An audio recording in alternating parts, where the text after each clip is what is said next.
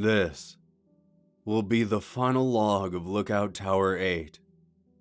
After all the things I've witnessed out here, I feel like my life will never be the same after this.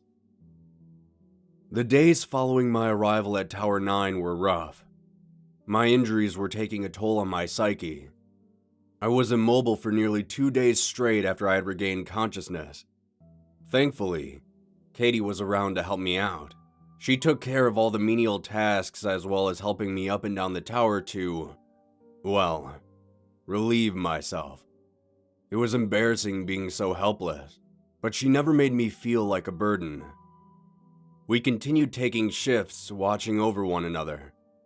We had hoped that the ranger who had brought us out here would have done another resupply run of the towers, but as the days went on, it seemed more and more unlikely. The first handful of nights that followed were uneventful. There had been zero indication that whatever that creature was had come back. I wanted to believe that the blast it took drove it away to die alone in the woods, but I knew it wouldn't be that easy. After 3 full days of watching and waiting, something finally happened. I was taking up my nightly watch as Katie was heading to bed. I stared out at the starry night sky above from my seated position opposite the door. To pass the time, I have been reading one of the books Katie had brought along with her, a cheesy romance novel, but at least it was something to keep my mind occupied. As I was reading by candlelight, my eyes shut for a split second, and when I opened them, darkness filled my vision. The candle had gone out, and only a faint ribbon of smoke twisted in the moonlight before me. I sat up and looked around. A light breeze caressed my face and I turned. My heart began to thunder in my chest as I saw the tower door was open. My eyes snapped over to the small cot where Katie had been sleeping. It was empty. I scrambled to my feet, and in doing so, a piercing sensation shot up from my leg, spreading throughout my body. It was like my insides had been set on fire. I steadied myself for a moment, and after a few deep breaths, the pain slowly faded. I grabbed my flashlight and shotgun and hobbled out onto the tower's ledge. I called out for Katie as loud as I could. A few birds in the nearby trees scattered from the branches. I limped down the steps, feeling needles in my leg with each impact. It took me ages to reach the bottom of the tower. When I stepped onto the dirt, I paused and looked around. I called out once more for Katie as my fears were mounting in my mind. The echo of my voice faded, and for the first time I felt completely alone. I was just about to resign myself to defeat and climb back up the steps, when I heard something in the distance. A faint scream hit my ears from an unknown location in the woods. I thought about climbing back up the tower to grab my backpack, but I didn't want to risk losing Katie because I took my time to climb back up. I limped quickly in the direction of the scream. Every step was agonizing. I had to take regular breaks with every handful of steps or so. I continuously called out, and just when I thought I had lost track of her, I'd hear a new scream. Sweat had started to soak through my clothing, making my body feel 10 times heavier. Thoughts were racing through my mind, wondering what I'd do if I found her. After an hour of walking, I entered a small clearing in the woods, and I called out again. The scream that returned was extremely close now. I pushed my way through the thick brush, and I saw them. Katie was being dragged away by the creature.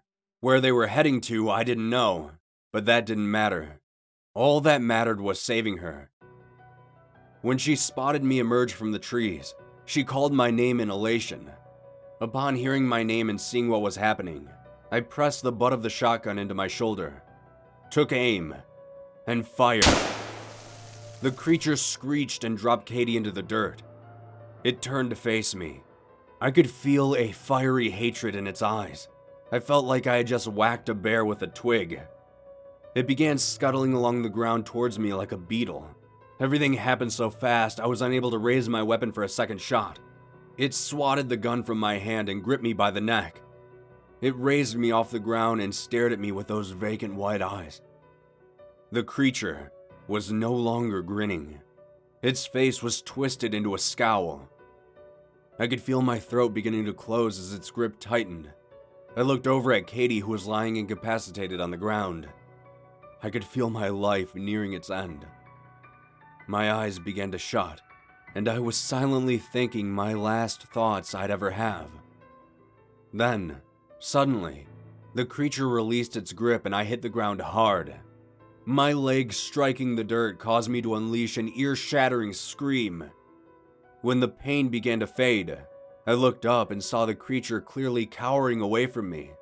It was the first time that I could see it so clearly, its grotesque humanoid form. And then I looked down at my hands and realized I could see myself clearly as well. It took me far too long to realize there was now a light filling the area around us. I turned, and standing not too far away from me was that thing I had spotted on the first night, the one that carried the lantern. It held its lantern out in front of its body, and what was once a dull red glow was now a bright orange, like it had somehow captured a piece of the sun in its hands. The other creature recoiled and shrieked in agony before its skin began to slowly flake away. It seemed as if the light from the lantern was burning this creature alive. Then, with a single brilliant flash of light, the area dimmed, and the creature that had attacked both Katie and I was no longer there. I sat up and looked at the thing carrying the lantern. It looked like a man with a curved spine and long, stringy arms. It had long hair that hung past its shoulders. For the first time, I could see its face clearly. It was the face of a simple old man, warm and caring, like a grandfather. He said no words but gave me a faint smile and a nod.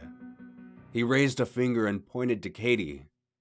Understanding, I quickly hobbled over to her. After a moment of prodding, she regained consciousness. When she spotted the man, she pulled back in fear and confusion, but I told her not to worry.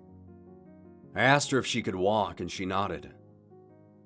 The man carrying the lantern made a follow gesture with his hand and led a path through the woods back to Tower 9.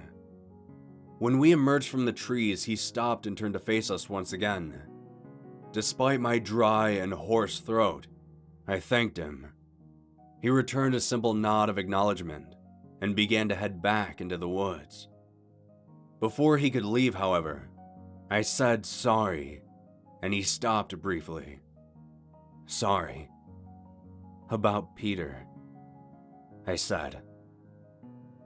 The man turned and gave me a mournful glance before continuing on into the woods, the faint red light disappearing shortly after. We slowly climbed back up into the tower. Not a moment after walking inside, we both collapsed against the wall. We sat together in silence, too tired and sore to move. Katie's voice trembled as she broke the silence a single time. "Thank you," she whispered. I couldn't find my voice to respond. I just held her hand tightly. Katie passed out a few moments later, and I held my notebook in my hands. I was about to start writing, but before I could move my pen, my eyelids shut, and I fell asleep. I awoke a few hours later. The sunlight was piercing the windows, shining directly into my face. Through my blurred vision, I saw a figure standing in the doorway of the tower. In a panic, I scrambled over and scooped up Katie's shotgun that had been left behind. As I turned to aim it, a voice called out to me, a deep, gruff voice telling me to take it easy. In that moment, my vision cleared and I saw the visage of the ranger who had brought us out here. Upon recognizing him, I dropped the gun and felt tears cloud my vision. I nudged Katie, who stirred from her sleep and saw him. She only managed to give a weak smile. The man walked up, and his previously stoic demeanor was flooded with looks of concern and worry. He said he stopped by Tower 7 and 8, and when he found them both empty, he was beginning to fear the worst. He asked us what happened, and we couldn't seem to find the words to answer him. He helped me and Katie to our feet, and told us that he was going to get us out of here. As we walked down from the tower to his truck, I paused one last time to look at the forest, and then back up to the tower. After getting in the truck, Katie and I both sat in the back seat. As we drove, the ranger asked us again what had happened. I thought carefully, considering lying to the man because he might think we had gone insane out here. With a heavy sigh, I explained everything to him, in as much detail as I could remember. He didn't say a single word the entire time. He just drove and listened. Once I finished, he paused for a few moments, then began to speak. He said he has been a ranger in these parts for many years. He said he used to hear stories about this place. He said that 80 years ago, there lived a man and his son in a shack in the woods. They were living off the land. One day, something attacked them in the night. The father watched helplessly as the monster tore his son to pieces. When it turned to the man, he reached for anything to shield himself from the monster's advance. He grabbed a nearby lantern and held it out in front of him. The monster recoiled in fear and ran off into the woods. People say that the man, stricken with grief over the loss of his son, has been wandering the forest with a lantern, keeping that monster at bay ever since. The ranger said it was just a ghost story that the locals in town like to tell. He said that in all his years working out here, he never saw any evidence to validate the rumors. Well, not until now. I'm currently sitting in a hospital bed writing this out. Luckily, Katie wasn't nearly as injured as I was. After taking some time to think about what the ranger said, I think I'm starting to understand what happened out there. This is just my personal theory, so I don't know for sure. But I think that the man carrying the lantern was keeping an eye on the towers and searching for that monster. When he ventured to Tower 7 and Peter shot at him, he either ran away or vanished. With the lantern carrier gone, that allowed the monster to run free throughout the forest, with us as its primary target. I'm not sure what caused the man with the lantern to come back and help us, but I'm thankful he did. We probably wouldn't have survived if it wasn't for him. I don't know what that monster was or where it came from, or why that lantern stopped it. Maybe it thought it was some holy relic, or it probably just hated fire. Regardless, I just hope to God no one else ever has to see it for themselves. The ranger stopped by to let me know that he reported Peter as missing to the authorities, and that they'll be conducting searches for him soon. I hope they find him. I hope he survived somehow. Though in the back of my mind, I know that's unlikely. If any of you come across these logs and find yourselves heading into the woods, maybe for work or recreation, I hope you understand the dangers involved. Be cautious, be vigilant, and be safe. As for me, I'm never setting a single foot inside of a forest ever again. My name is Luke, and this is the final entry for Lookout Tower 8.